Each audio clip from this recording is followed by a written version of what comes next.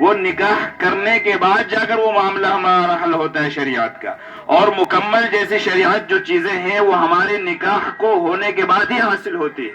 اور حضرت انس رضی اللہ عنہ نے فرمایا کہ جب کوئی شخص یا کوئی نوجوان جس کے پاس طاقت ہو، صلاحیت ہو کہ اپنی زوجہ کسی کو بنا کر لے کے آئے، تو اپنی زندگی میں سب سے پہلے چاہیے کہ وہ نکاح کو ترجیح دے۔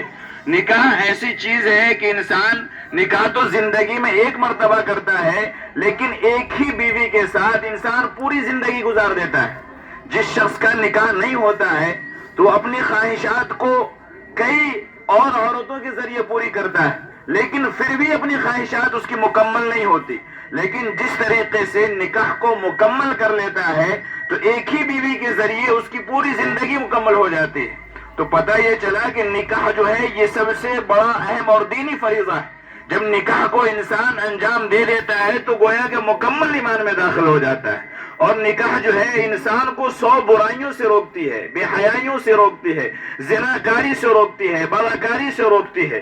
اس لیے کہ انسان جب تک نکاح کے اندر داخل نہیں ہوتا ہے اور وہ بالغ ہونے کے بعد جتنے بھی گناہ کرتا ہے شادی سے پہلے تک، یہ تمام کے تمام جو گناہ ہیں ان کے ماں اور باپ کے ذمہ آتا ہے، ماں اور باپ کے ذمہ ان کا گناہ آتا ہے۔ تو جیسے ہی اولاد بالغ ہو جائے، جیسے ہی بیوی کے سنبھالنے کا قرض اور اس کے پاس طاقتیں آ جائیں، تو ماں باپ کو چاہیے کہ سنت طریقے سے کیا کریں، ان کا نکاح کر دیا جائے۔ ہماری زندگی میں، معاشرے میں نکاح تو ہوتے ہیں، لیکن بہت ساری چیزیں جو ہیں نکاح کے ساتھ ہم نے برائی کو جنم دے دیا ہے نہیں؟ لڑکیوں کے جو حق مہر ہوتے ہیں اس کو ہم نے بہت کم کر دیا ہے، اور جو لڑکی والوں کی طرف سے جو ہوتی ہے ان کا اپنا جو ساز و سامان ہوتا ہے، کپڑے ہوتے ہیں، جوتے ہوتے ہیں، اس میں اس طریقے سے ہم کھینچتے ہیں کہ لگتا ہے کہ ہمارا حق ہے، وہ ہمارا حق، اس پر کچھ نہیں ہے۔ اگر اللہ نے ہمارے کو صلاحیت دی ہے، طاقت دی ہے، تو یہ ہمارا فریضہ بنتا ہے کہ ہم لڑکی والوں کے گھر پر جا کر خود اپنی پیسوں سے، خود اپنی صلاحیت سے جا کر اس کی ضروریات کو پوری کر کے اپنا نکاح خود کرا کے لے کر آئیں۔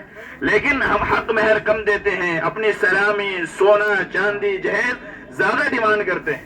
تو یہ جو سنت طریقے کو ہم تو انجام دے رہے ہیں، لیکن سنت طریقے کے اندر جو چیزیں تھی وہ ہم سے بہت دور چلی جا رہی ہے۔ تو نوجوان ساتھیوں، یہاں اپنی زندگی کے معاشرے کو بہت چیزوں سے بدلنا ہے۔ آج ہم نکاح نہیں کر رہے ہیں، اس لیے جو غریب ماں باپ ہوتے ہیں، لاچار ماں باپ ہوتے ہیں، وہ لاچاری کے اندر، پریشانیوں کے اندر اپنی بیٹی کو کسی دینے کی صلاحیت نہیں ہوتی، وہ کسی کو نہیں دے پاتے، اس لیے کہ ہماری مانگیں زیادہ ہوتی ہے۔ اگر ہم نے